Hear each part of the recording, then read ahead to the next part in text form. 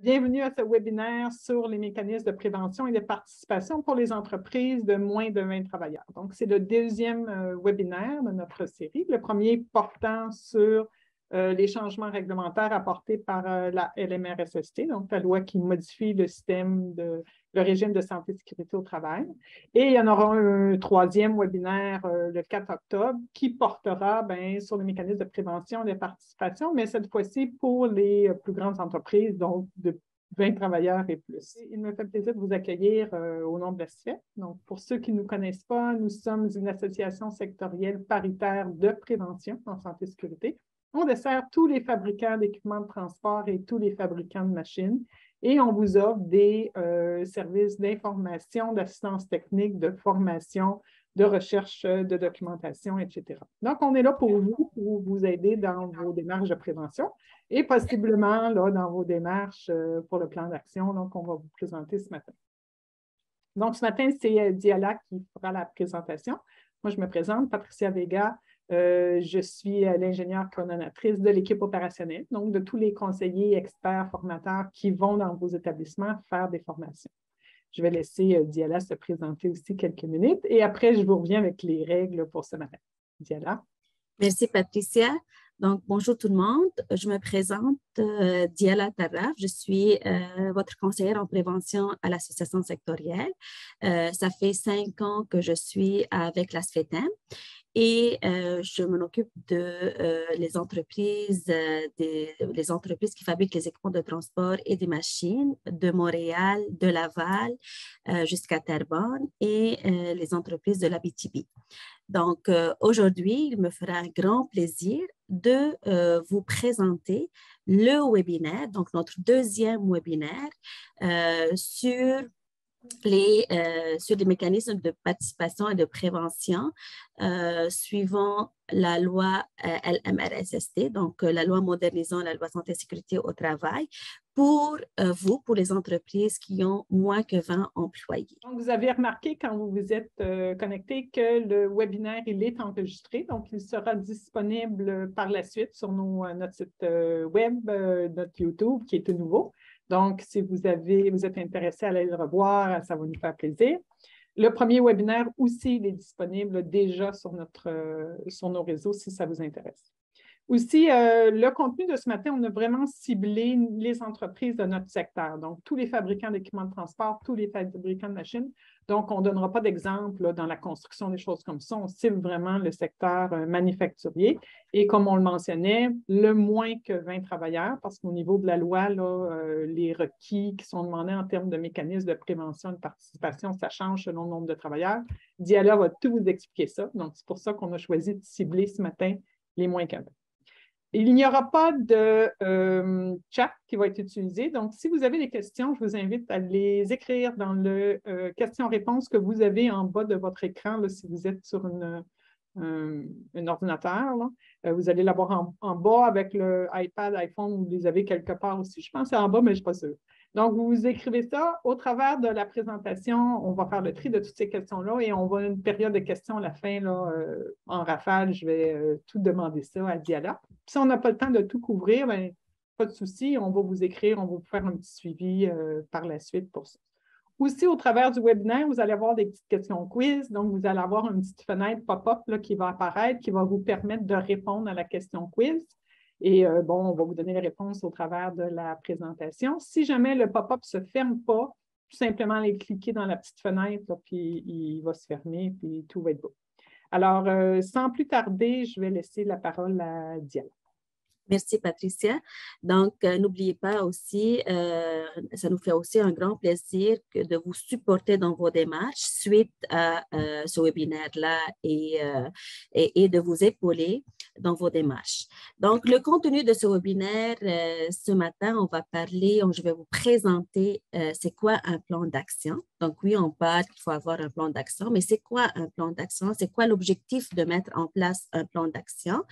Et c'est quoi les rôles et les fonctions d'un agent de liaison? C'est qui va les nommer? C'est qui peut être un agent de liaison, etc. Donc, on va le voir dans ce webinaire-là. Donc, n'oubliez pas, j'en répète encore une fois, c'est vraiment l'objectif de ce webinaire-là, c'est de vous informer sur les changements qui ont été apportés au volet prévention. Et on répète, je répète, c'est vraiment le volet prévention qui ont été modifiés par la loi, la LMRSST, pour les établissements de nos secteurs, donc les équipements de transport et des machines. Et ce webinaire s'adresse pour vous, pour les entreprises qui ont moins que 20 travailleurs. Donc, on a divisé un peu le webinaire sur de voir les deux mécanismes. Donc, on va commencer par les mécanismes de prévention. Mais avant, on va commencer par une petite quiz pour voir comment je puisse calculer le nombre de mes employés dans mon entreprise. Donc, OK, là, on dit moins que 20 travailleurs. Donc, comment je peux calculer? C'est qui que je peux exclure? C'est qui doit être inclus dans le comptage? Donc, et on va voir la question. La question dit, les 3 points ne doivent pas être comptés dans le calcul du nombre de travailleurs d'une entreprise. Et là, je vais vous montrer donc les programmes de prévention, les employés à temps partiel, les employés d'agence, les étudiants, les stagiaires. La question, normalement, c'était c'est qui qu'on peut exclure du nombre du calcul du nombre de travailleurs. Donc, normalement, on doit exclure tous les superviseurs, les contremaîtres, les gestionnaires, les directeurs et les autres représentants de l'employeur. Donc, dans nos calculs, pour calculer le nombre de travailleurs dans notre entreprise, selon la CNSST, donc c'est ce qu'elle a dit, on doit inclure tous les travailleurs qui sont à temps plein, à temps partiel, les employés occasionnels, les employés d'agence, les employés qui sont assignés temporairement à l'établissement, les employés qui travaillent sur la route, OK? Et les étudiants et les stagiaires, on va le considérer dans le compte, quand on va calculer le nombre de travailleurs. Par contre, nous devrions exclure les superviseurs, donc si vous voulez, les postes de cadre, donc les gestionnaires, les superviseurs, les contremaîtres et les directeurs. Une chose importante que n'oubliez pas, c'est qu'on va le calculer pour une période au moins 21 jours, donc d'au moins 21 jours consécutifs ou non par année. Combien de travailleurs vous avez dans votre établissement? C'est ce qu'elle dit, la loi modernisant la loi santé et sécurité. Donc, si vous avez moins que 20 travailleurs, donc 20 travailleurs et moins, vous devriez avoir un plan d'action en santé et sécurité au travail et vous devriez nommer un agent de liaison en santé et sécurité au travail. Si j'ai plus que 20 travailleurs ou égal, donc 20 travailleurs ou égal, donc je dois avoir un programme de prévention complet, former un comité ou avoir un comité santé et sécurité et un représentant en santé et sécurité au travail. Si vous voulez avoir d'autres formations si votre entreprise peut avoir plus que 20 travailleurs ou c'est une entreprise qui est en croissance, vous pouvez toujours assister à notre 3e webinaire pour le 4 octobre et on va détailler plus les mécanismes de participation et de prévention sur pour les 20 travailleurs et plus. OK? Donc, maintenant, on va se concentrer plutôt sur le plan d'action et agent de liaison si vous avez moins que 20 travailleurs. Et là, je commence le mécanisme de prévention. Donc, quand on parle de mécanisme de prévention, OK, le mécanisme de prévention, c'est le plan d'action. OK? Donc, c'est quoi un plan d'action? Le plan d'action, normalement, il faut vraiment montrer comme quoi vous l'avez écrit. C'est un document écrit. Okay? Je ne peux pas dire, ah oui, j'ai vraiment eu un plan d'action, mais je l'ai fait juste verbalement. Je dis à mon superviseur qu'on a ces problèmes-là et c'est quoi les actions correctives. Non, la CNSST, elle va voir que vous avez vraiment un document formel, écrit, avec tous les problèmes que vous pouvez avoir ou les risques que vous pouvez avoir dans votre usine, les actions correctives que vous devriez mettre pour corriger ces risques-là, le responsable et le délai, quand est-ce que vous pouvez, c'est quoi le délai pour mettre en place cette action corrective. Donc, on va voir en détail. Donc, c'est un document écrit, et j'insiste, c'est un document écrit que la CNSST va le voir visuellement, OK, qu'elle peut le demander de vous présenter votre plan d'action santé-sécurité. Donc, il va permettre de structurer plutôt les étapes à franchir, prioriser vos activités. Donc, je vais vous montrer plus en détail. Donc, j'ai un exemple, OK, d'un plan d'action que nous avons monté à l'association et je vais vous l'expliquer partie par partie. Mais aussi, il permet de communiquer aux gestionnaires et aux travailleurs toutes les mesures de prévention et leurs responsabilités. Donc, c'est quoi la responsabilité des travailleurs, mais aussi des gestionnaires? On peut, par exemple, améliorer nos indicateurs de performance. Par exemple, ce plan d'action, il peut aider à améliorer mon taux d'accident, le nombre d'accidents de travail que je peux le diminuer, mon taux CNSST, mon taux de cotisation à la CNSST. Comme je peux aussi réduire le taux d'absentéisme, parce que j'ai moins d'accidents de travail, donc j'ai moins d'absentéisme dans le travail. Mais aussi, je peux mobiliser plus mon personnel et de concentrer sur les efforts, surtout les efforts sur les priorités qui ont été établies. Donc, le plan d'action, c'est, je ne sais pas si vous connaissez déjà le roue de Ming. Donc, la première chose qu'on doit faire, c'est de mettre en place le plan d'action. OK? Le plan d'action qui permet de faire quoi? De identifier, qui va me permettre de planifier, ça veut dire de identifier et évaluer les risques. Parfait. Et là, c'est ce qu'on peut faire, c'est que je dois contrôler les risques en mettant des actions correctives. Bon, et pour vérifier, donc après, on va faire comme un petit suivi, c'est pour vérifier, pour faire des inspections. Donc, je fais des inspections pour voir si tout va bien, si je suis vraiment encore en sécurité, les machines sont toutes leur garde de protection, etc. Deuxième petite quiz. Vrai ou faux? À votre avis, selon la hiérarchie des moyens de prévention de la CNSST, puisque la CNSST, elle a déjà une hiérarchie, elle a déjà établi en place une hiérarchie des moyens de prévention. À votre avis, est-ce que selon cette hiérarchie-là, le port des équipements de protection individuelle est-il le moyen le plus efficace? Et la réponse, eh bien, c'est faux. Donc, pourquoi c'est faux? Et je vais vous l'expliquer. C'est faux puisque, selon la hiérarchie des moyens de prévention de la CNSST, la première chose, et si vous vous souvenez, le deuxième article de la loi santé et sécurité, c'est l'article numéro 2, qui dit quoi? Qui dit que nous devrions éliminer à la source le danger. OK? Donc, ça, c'est vraiment la première chose, c'est le moyen de prévention le plus efficace. Comment je puisse éliminer à la source le danger? Je donne, par exemple, au lieu de les chutes, donc pour éviter ou pour éliminer le chute, c'est ce que je peux faire au lieu de porter un anneau de sécurité. L'anneau de sécurité, elle, c'est plus qui va arrêter ma chute. Mais pour éliminer à la source la chute, c'est que d'essayer de travailler plus au niveau du sol.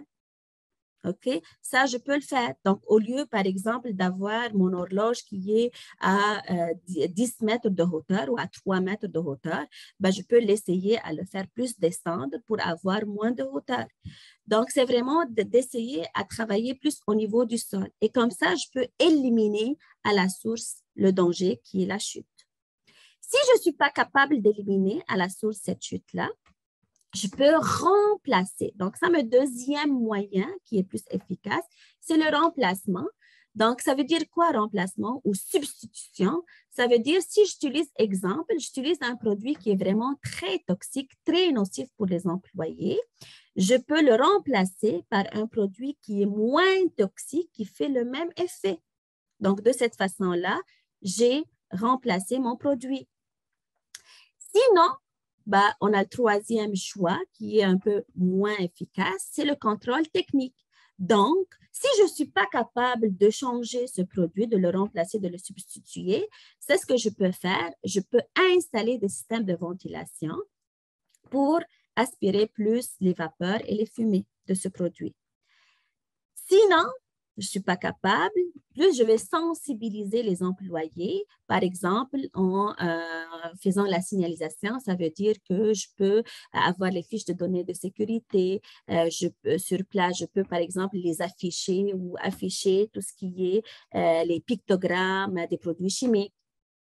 Sinon, les mesures administratives, je forme, et là, ça rentre la formation. Donc, vous voyez, même la formation, c'est comme on peut avoir avant la dernière moins efficace.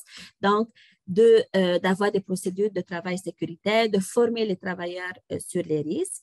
Et la dernière chose, le moins efficace, c'est de porter l'équipement de protection individuelle, les lunettes, les masques, etc.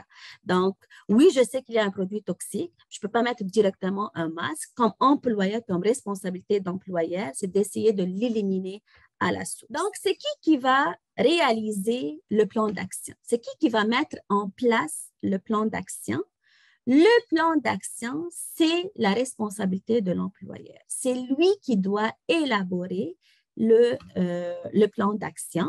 Et quand je parle de l'employeur, ça peut être le propriétaire de l'entreprise, puisque vous êtes quand même une petite entreprise, comme ça peut être la personne de gestionnaire comme ressources humaines, si vous avez une personne en santé et sécurité, si votre superviseur. Et il doit être réalisé en collaboration avec l'agent de liaison. Donc, on va voir plus de détails qui vont venir avec le règlement de la CNSST. Donc, on va attendre, on peut vous revenir plus en détail. On va voir tantôt c'est qui l'agent de liaison et c'est qui va le nommer. Donc, mais par contre, il est élaboré par l'employeur en collaboration avec l'agent de liaison. La durée. Donc là, vous allez me dire, OK, c'est quoi la durée la durée de vie du plan d'action? Normalement, le plan d'action, la durée du plan d'action, il est varié, OK, il est variable en fonction des projets que vous allez composer. Et normalement, il doit être révisé et mis à jour périodiquement. Ça veut dire quoi? Ça veut dire, par exemple, si vous avez de nouvelles machines, OK, vous venez d'acheter une nouvelle presse, OK? Donc là, vous avez des nouveaux risques que vous allez identifier pour la presse. Donc, il faut faire le canassage, il faut faire les fiches de canassage, il faut s'assurer que la machine il est protégée, il y a les gardes de protection. Donc, ça, il faut le rajouter dans votre plan d'action. Donc, là qu'on fait la mise à jour périodique. Si vous avez, par exemple, des nouveaux activités de production, par exemple, vous allez acheter pour le bruit. Donc, vous voyez que la machine, elle est vraiment bruyante. Donc, vous allez identifier que votre machine, elle est vraiment bruyante. Donc, je vais mettre aussi en place cette action. Maintenant, on va voir c'est quoi les catégories de risques que je peux avoir dans mon usine. Donc, normalement, nous, si vous voulez, on a mis en place des catégories de risques. Vous allez voir tantôt sur le plan d'action. On a fait les catégories de risques, les différentes catégories de risques selon nos visites, OK, dans les entreprises. Et on a essayé de mettre vraiment le maximum de risques juste pour que vous aidiez. Parfois, en fait, n'oubliez pas, le plan d'action, il doit être spécifique pour votre établissement. Donc, si vous n'avez pas, par exemple, des exemples que je donne, des risques biologiques, vous ne pouvez pas le mettre dans votre plan d'action, puisqu'il faut vraiment qu'elle soit spécifique pour votre entreprise. Donc, qu'est-ce qu'on peut avoir? On peut avoir comme des risques biologiques, les risques chimiques, les produits chimiques, les risques électriques, les risques ergonomiques, donc tout ce qui est manutention de charge, les espaces clos, okay? Tout ce qui est espace qui est confiné totalement ou partiellement fermé, les incendies, explosions, les risques mécaniques. Donc, les risques mécaniques, c'est 2 types. Donc, c'est ce que je peux avoir, plus les appareils de levage. Est-ce que vous avez un chariot élévateur, un pont roulant, des plateformes élévatrices, ou les risques qui sont liés aux machines. Donc, par exemple, tout ce qui est cadenassage, la protection, les gardes de protection sur les machines, etc. On a les risques physiques, donc, comme le bruit, comme les vibrations. Okay? Les risques psychosociaux, le stress, la violence au travail, l'harcèlement psychologique, etc. Les risques liés à la sécurité, donc on parle plutôt sur les chutes de hauteur, mais comme on parle aussi des chutes de plein pied, les pleins pieds, c'est que tes pieds, ils sont au sol et là, tu te trébuches par quelque chose et tu tombes. Donc, voici notre modèle qu'on a mis en place, OK, pour vous aider à vous outiller plutôt, OK, à faire votre plan d'action, mais n'oubliez pas, votre plan d'action, elle doit être spécifique pour votre établissement, OK? Donc, vous pouvez aussi le trouver. Donc, on a déjà mis le plan d'action sur notre site Internet, donc ASFETEM, et vous pouvez l'avoir en version PDF comme vous pouvez l'avoir en version Word pour éditable, que vous pouvez vraiment l'éditer à votre propre entreprise, à mettre votre propre logo, etc. Parfait. Donc, je vais juste cliquer juste pour vous montrer. Donc, voilà. OK, c'est ça le lien. Vous pouvez voir automatiquement. Donc, je vais faire juste diagonalement, je vais passer diagonalement pour le plan d'action et après, je vais vous l'expliquer en détail partie par partie. Donc, vous voyez, c'est ça le plan d'action avec les tableaux d'identification des risques. Donc, la première page, c'est plutôt qu'on part sur votre établissement, l'identification des risques, donc par catégorie. On va voir les différentes parties du plan d'action. La première partie, c'est qu'on a mis, c'est quoi les ressources externes? Donc, nous, comme on est vos conseillers en prévention, donc, vous pouvez toujours nous contacter pour vous épauler dans votre plan d'action. Numéro de téléphone, le courriel de votre conseiller, le nom, l'adresse de votre établissement, les caractéristiques de l'établissement, donc ça veut dire c'est quoi votre mission, c'est quoi les principales activités que vous faites, le nombre de travailleurs que vous avez, c'est qui votre agent de liaison santé-sécurité, c'est qui est responsable d'appliquer ce plan d'action.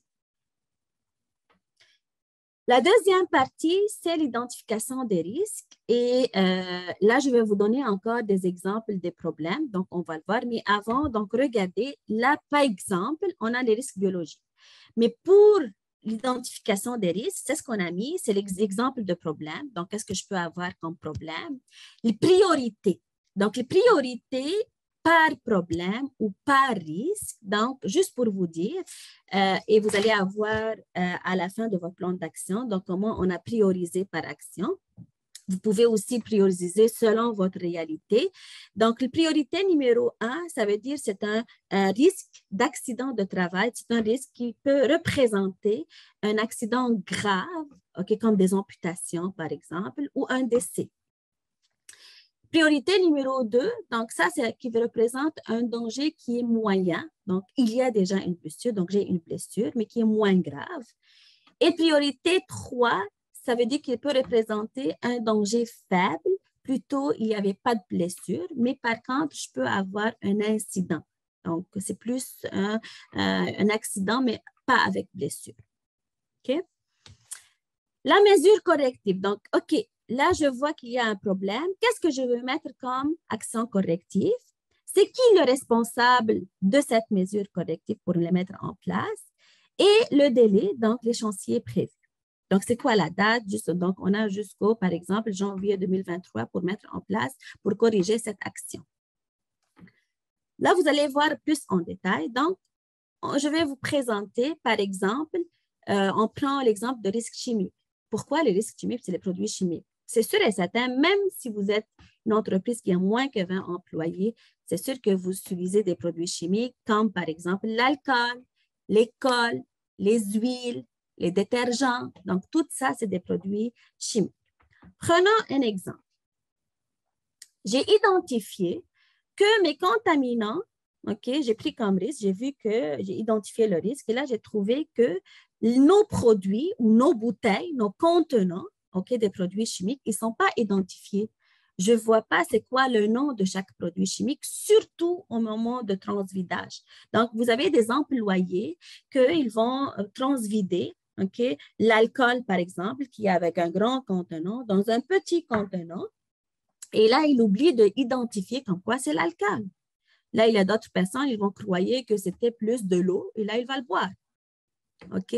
Donc, un exemple qu'on donne, il faut identifier. Donc, c'est quoi la description de la mesure corrective? C'est d'identifier, de s'assurer que tous nos produits chimiques sont bien étiquetés.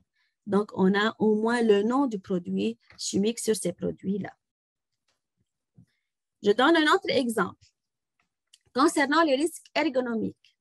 OK. Donc, on prend l'exemple comme quoi on a un manque de procédure lors de manutention des charges. Là, il y a eu tellement par exemple, 2 ou 3 parmi 20 employés qu'ils ont des maux de dos.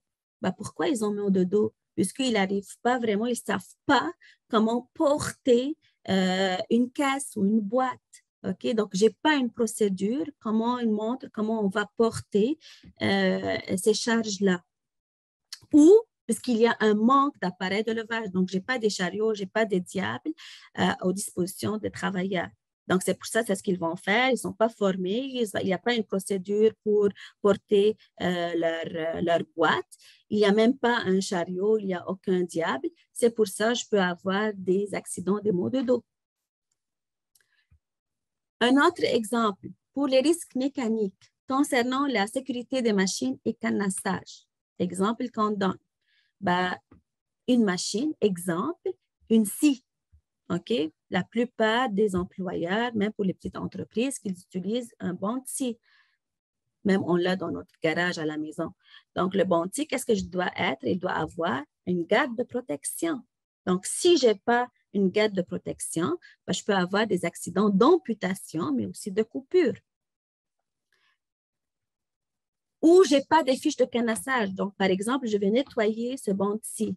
Mais comment je vais le nettoyer? Il faut appliquer une fiche de cadenassage, une procédure de cadenassage pour voir comment je vais faire mon cadenassage sur ce banc de scie afin de la nettoyer. Je ne peux pas la nettoyer avec la prise électrique ou qu'il est en fonction. Okay? Il y a toujours une zone dangereuse, la zone dangereuse qui est la scie. On prend des autres exemples. Les risques mécaniques concernant les appareils de levage, donc chariot élévateur, pont roulant, plateforme élévatrice, etc. Exemple, je n'ai pas des fiches d'inspection pour inspecter que le travailleur lui-même, le cariste lui-même, avant de prendre son chariot élévateur, il n'a pas inspecté. Donc là, il monte sur le chariot sans avoir des fiches d'inspection, sans l'inspecter, et boum, je n'ai pas un klaxon où les freins ne fonctionnent pas. Donc, je peux écraser ou mettre en danger la santé et la sécurité de mes collègues, mais aussi ma santé et sécurité, puisqu'il manque des fiches d'inspection. Ou manque de formation. Donc, récemment, il y avait un jeune qui avait 14 ans, il s'est écrasé, le chariot élévateur s'est renversé et il s'est écrasé sur le chariot élévateur, il est mort. À cause de quoi? Tout d'abord, on n'a pas le droit de conduire un chariot élévateur à 14 ans, c'est au moins 16 ans. Et deuxième chose, il n'a pas eu une formation. Donc, il ne savait pas comment soulever, descendre des charges. C'est quoi le centre de gravité, etc. D'autres exemples, les risques qui sont liés à la sécurité, donc chute de plein pied, chute de hauteur, circulation, chute de plein pied, je reviens, c'est vraiment vos pieds sont au sol et là, vous pouvez se trébucher par quelque chose, par des fils électriques, par exemple. Exemple, les échelles et les escabeaux, vous savez que selon la norme, selon la réglementation, dans toutes les entreprises, sans exception, il faut avoir des échelles et des escabeaux de grade 1 ou 2, donc commercial ou industriel. Jamais la grade 3, puisque la grade 3, s'il s'agit des échelles et escabeaux résidentiels. OK? Ce n'est pas la même capacité. Ça, c'est un exemple qu'on peut soulever. Ou, par exemple, il y a quelqu'un qui monte plus que 3 mètres de hauteur, cet employé-là, mais il ne porte pas l'anneau de sécurité. Un autre exemple de problème ou de risque qu'on a identifié. Parfait. Donc, c'est ça vraiment le plan d'action, comme vous avez déjà vu. Donc, identification de tous les risques que je peux avoir, les mesures correctives que je vais mettre en place, c'est qui le responsable et c'est quoi la délai. Maintenant, on a fini, c'est ça notre mécanisme de prévention qu'on doit mettre en place. Maintenant, on va voir le mécanisme de participation. Donc, le mécanisme de participation, ça veut dire quoi? Ça veut dire que l'employeur, il doit nommer un agent de liaison en santé et sécurité au travail. Qu'est-ce qu'un agent de liaison santé et sécurité? C'est qui cet agent? Donc, c'est un travailleur qui occupe un emploi à temps plein, à temps partiel ou saisonnier dans votre établissement. Donc, ça peut être un temps plein, donc un employé à temps plein, 40 heures par semaine, ou à temps partiel, 20 heures par semaine, ou un saisonnier. C'est quoi le rôle et les fonctions de l'agent? Son rôle principal, c'est vraiment c'est plutôt de faciliter, la communication santé et sécurité entre les travailleurs et les employeurs. Donc, c'est vraiment pour faciliter la communication.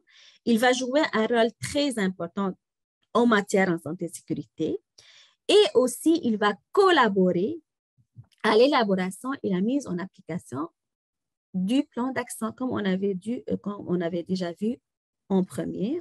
Donc, c'est que le plan d'action, il est élaboré par l'employeur, mais en collaboration avec l'agent de liaison. En adressant, par exemple, l'agent de liaison, il peut adresser par écrit des recommandations à l'employeur. Des recommandations, ça veut dire des améliorations que je peux avoir dans mes usines pour éliminer les risques et les corriger. Une autre question, vrai ou faux? Si aucun agent de liaison n'est désigné par les travailleurs, l'employeur peut confier le rôle à une personne de choix. La réponse est faux. Surprise! Pourquoi c'est faux? Puisque l'agent de liaison, il doit être désigné par les associations accréditées, donc une organisation qui est syndiquée, ou par les organisations qui ne sont pas syndiquées, donc les travailleurs non représentés de l'établissement. Donc, vous avez des scénarios. Donc, à l'exception, vous allez voir, si par exemple, j'ai aucun volontaire, il n'y a personne qui se présentait pour être un agent de liaison, donc aucun travailleur ne présente sa candidature, le travailleur, il peut être nommé, le travailleur est nommé agent liaison, soit par scrutin ou on va le désigner temporairement par le syndicat, les travailleurs ou l'employeur. Sinon, j'ai un autre scénario. Si j'ai 3 travailleurs qui ont déjà présenté leur candidature, donc un scrutin doit être établi parmi tous les travailleurs et ici, l'agent de liaison sera élu. Scénario numéro 3, par consensus.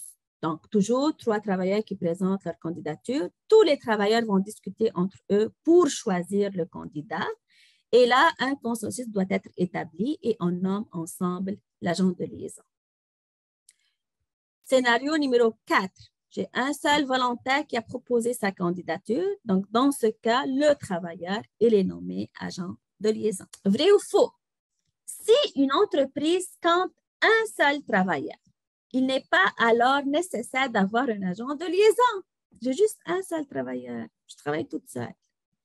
Est-ce que c'est vrai ou faux? Et la réponse, c'est quoi? C'est faux.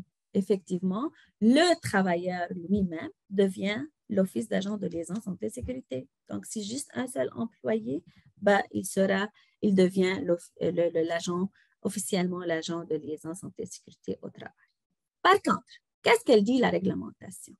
La réglementation, elle dit que cet agent de liaison doit absolument avoir une formation. Donc, c'est obligé d'avoir une formation et sur son rôle, ses fonctions, comment ça va, selon le contenu de la réglementation qui était déterminé par le règlement et aussi la durée. Donc, c'est que le contenu et la durée, ils seront déterminés par le règlement par entente. Faites attention que cet agent, il peut s'absenter de son emploi régulier pour assumer ses fonctions, mais par contre, il faut aviser son superviseur immédiat ou son employeur. Mais de plus, cet agent de liaison, il est protégé par la loi santé et sécurité au travail. Donc, ça veut dire que vous ne pouvez pas le congédier. L'employeur, il n'a pas le droit de le congédier ou le déplacer ou le suspendre puisqu'il exerce ses fonctions en tant qu'agent de liaison. OK? Et en plus, l'employeur ne peut pas exercer son droit, par exemple, de donner des mesures disciplinaires puisqu'il faisait pour le même motif, puisqu'il fait ses rôles ou ses fonctions. OK? Donc, c'est ce qu'elle dit, la réglementation. On arrive à la fin. On va voir les conditions gagnantes. Bon, c'est quoi les conditions gagnantes? Si je fais mes mécanismes de prévention, mes mécanismes de participation, OK? Donc, on va voir ensemble. C'est sûr et certain que nous, c'est ce qu'on a mis comme succès, donc pour vous, c'est que c'est sur 5 conditions. La première chose, vous aurez tout d'abord l'engagement et le soutien de la haute direction.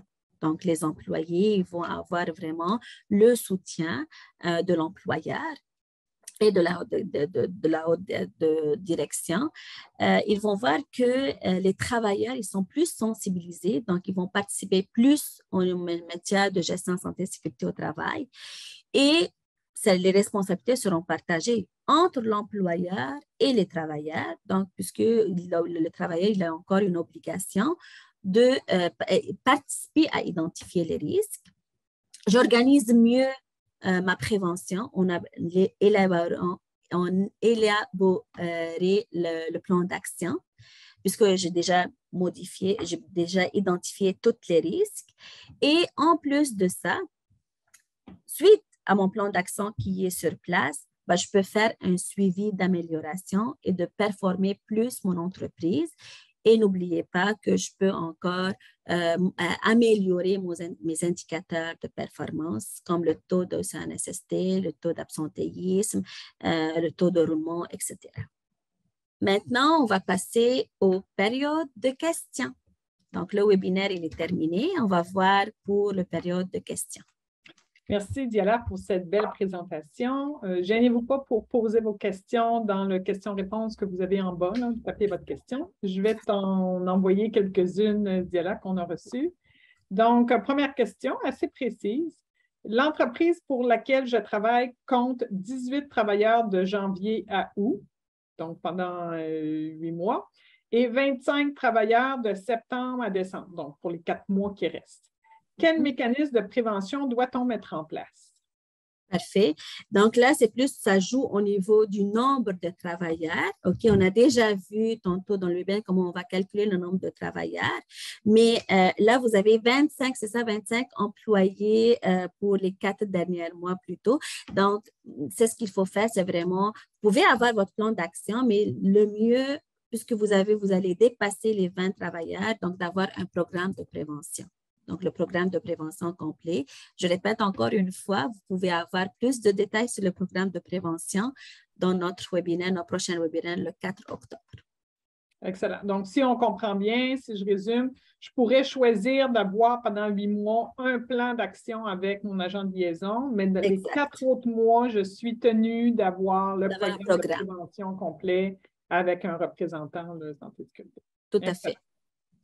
Ensuite de ça, il va arriver des cas, là, j'ai une entreprise qui me dit « Personne n'est intéressé par le rôle d'agent de liaison. Est-ce que je pourrais désigner quelqu'un qui n'est pas à l'emploi de l'entreprise? Par exemple, embaucher une ressource externe, peut-être un consultant santé et sécurité, etc. Est-ce que je pourrais faire ça comme non. Okay. La réponse, c'est non. On a déjà vu les 5 scénarios, OK, par scrutin, par consensus, et normalement, c'est les désigner par une organisation syndiquée ou non syndiquée. Donc, on ne peut pas nommer un consultant externe pour être un agent de liaison. Donc, c'est vraiment un travailleur employé de l'entreprise. Exact. Employé, saisonnier ou à temps partiel ou à temps plein. Et où on pourrait avoir le plus d'informations sur la formation pour l'agent de liaison, parce que c'est un nouveau rôle là, qui est apparu suite à la loi modifiant le régime de santé et de sécurité. Donc, c'est quoi ses fonctions exactement? Ça serait quoi le contenu d'une formation là, destinée à ce travailleur? OK. On n'a pas encore les détails, donc vous pouvez aller sur le site de la CNSST. OK, juste en tapant la MRSST, la loi modernisant, vous allez voir qu'il y a une partie qui parle sur le rôle, l'agent de liaison santé-sécurité, mais on va avoir plus de détails à venir prochainement avec la CNSST. Effectivement. Donc, la loi qui modifie le régime de santé et sécurité, c'est déjà annoncé qu'il va y avoir des modifications au fil du temps, là, dans les prochaines années. Donc, il y a des détails qui vont apparaître, dont des précisions sur l'agent de liaison. Mais on peut déjà deviner avec ce que tu nous as dit pour le plan d'action. Tout à fait. Bien, tout à fait. déjà, l'identification des risques pour lui, ça serait une formation qui pourrait être intéressante. Là, exact. Et que nous, on peut donner cette formation puisqu'on est capable de donner comme presque toutes les formations. Donc, on a déjà une formation qu'on peut vous offrir. Excellent. Ensuite de ça, de quelle façon doit-on prioriser les actions à prendre? Donc, c'est dans ta priorisation du plan d'action, c'est un défi de dire, je ne peux pas tout faire demain matin, donc comment je priorise? Ben, c'est pour ça, en fait, nous, c'est comme on a rajouté une colonne sur notre plan d'action et on l'a priorisé par priorité. Donc, ça veut dire par numéro. Donc, le 1, ben, si tu vois, par exemple, là, j'ai une machine qui n'a pas une protection là-dessus. C'est quand vraiment il y a une pièce en mouvement. Si la personne, il net sa main, ben, il peut vraiment avoir une amputation grave. Donc, là, c'est comme priorité vite fait que je dois prendre tout de suite l'action. Je ne peux pas attendre 3 mois. Donc, c'est tout de suite. Comme priorité numéro 2, exemple, un danger moyen. Je peux avoir une blessure, mais ce n'est pas un décès ou quelque chose comme très grave comme une amputation. Exemple. On a déjà vu, j'ai un produit chimique qui n'est pas étiqueté. OK? C'est que oui, je peux avoir une blessure, comme par exemple, la personne il peut l'avaler puisqu'il croyait que c'était de l'eau, mais c'est plus une niveau intoxication. OK? La troisième, priorité numéro 3 qu'on a déjà vu, c'est comme un danger qui va, un risque qui représente un danger faible. Exemple, qu'est-ce que je peux donner comme exemple faible? Qu'est-ce qu'on peut donner comme exemple faible? Je n'ai pas les fiches de données de sécurité, OK, pour un produit chimique. Ben, oui, j'ai l'étiquette, ça peut remplacer un peu une fiche de données de sécurité puisque le produit chimique, il y a une étiquette là-dessus. Je sais que c'est dangereux, j'ai les pictogrammes. C'est sûr que la meilleure chose d'avoir une fiche de données de sécurité, mais c'est comme ça ne va pas vraiment provoquer une blessure, c'est un danger faible. Je peux attendre 1 mois ou 2 mois pour avoir les fiches de données de sécurité. Mais n'oubliez toujours pas qu'on a l'employeur, il a l'obligation de fournir les fiches de données de sécurité à ses employés. On a toujours l'article 51 de la loi santé et sécurité au travail. Donc, mais c'est comme ça dépend vraiment le danger. J'imagine qu'une fois que l'entreprise a fait sa liste là, des risques qu'ils ont identifiés, ça va être plus facile de prioriser avec tout ce qui a été retrouvé. Tout à fait. D'identifier vraiment pour eux c'est quoi les pires, entre guillemets, et commencer par ceux-là. Tout à fait. Est-ce qu'on doit envoyer le plan d'action et le nom de l'agent de liaison à la CNESST? OK. Normalement, non, la question. OK. Mais par contre, si vous allez avoir une visite d'un inspecteur de la CNSST ou un appel de la CNSST qui va vous demander de lui envoyer une copie de votre plan d'action, là, vous allez l'envoyer. Mais selon la réglementation, vous n'êtes pas obligé d'envoyer une copie de votre plan d'action à la CNSST. C'est suite à la demande de la CNSST. OK, super. Alors, je compléterais en disant, bien, comme bonne mesure de prévention, c'est aussi d'afficher tout ça, donc de communiquer le nom de l'agent à tout le monde, même si c'est voté par les travailleurs, mais tout à fait. Donc, d'afficher, de montrer le plan d'action, de partager tout ça, c'est vraiment ces documents-là, le rôle d'agent de liaison, c'est vraiment dans un but de prévention, donc ça profite à tout le monde, là, donc tout à fait. On partage. Est-ce que j'ai une date limite? pour mettre en place là, les mécanismes de participation et de prévention? Est-ce que tu peux répéter, s'il te Une plaît? date limite. OK, la date limite, normalement, c'est déjà rentré en vigueur depuis avril 2022. OK, donc c'est déjà rentré en vigueur au mois d'avril 2022. Donc, la date, elle est déjà là. Okay?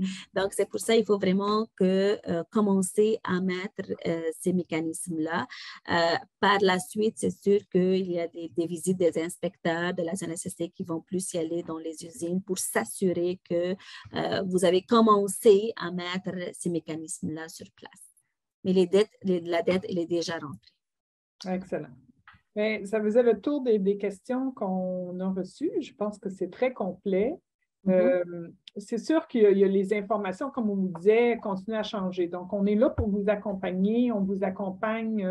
Bien sûr, la première ligne d'intervention, je dirais, c'est votre conseiller. Donc, on a une équipe de 7 conseillers qui sont là pour vous. Appelez-les, sont disponibles. On a toutes sortes de services à vous offrir. On fait des formations, oui, mais on donne l'assistance technique. On peut vous donner du conseil. On peut vous accompagner pendant l'élaboration de votre plan d'action. Les documents dont Diala a parlé sont disponibles sur notre site Web dans toutes sortes de formats. Vous pouvez les compléter de façon autonome. Vous pouvez le compléter avec votre conseiller.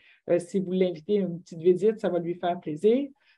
On continue à documenter notre site Web. Le site de la CNSST aussi, c'est un bon site de référence parce que tout ce qui va changer, continuer à se bonifier au niveau de la loi modernisant le système de régime de santé et de sécurité, va apparaître sur le site Web de la CNSST en premier. Nous, on va le réveiller, mais donc, c'est 2 sources d'informations importantes. Puis, n'oubliez pas, on a un webinaire le 4 octobre qui est dans la même lignée. Donc, on va donner des informations pour les entreprises de 20 travailleurs ou plus là, pour les mécanismes de prévention et de participation. Alors, je vous remercie beaucoup de votre participation ce matin. N'oubliez pas, si vous avez le goût de revoir nos webinaires, ils seront disponibles bientôt sur notre site Web. Alors, sur ça, bonne journée. Merci beaucoup. Merci, Diala. Merci, bye bye.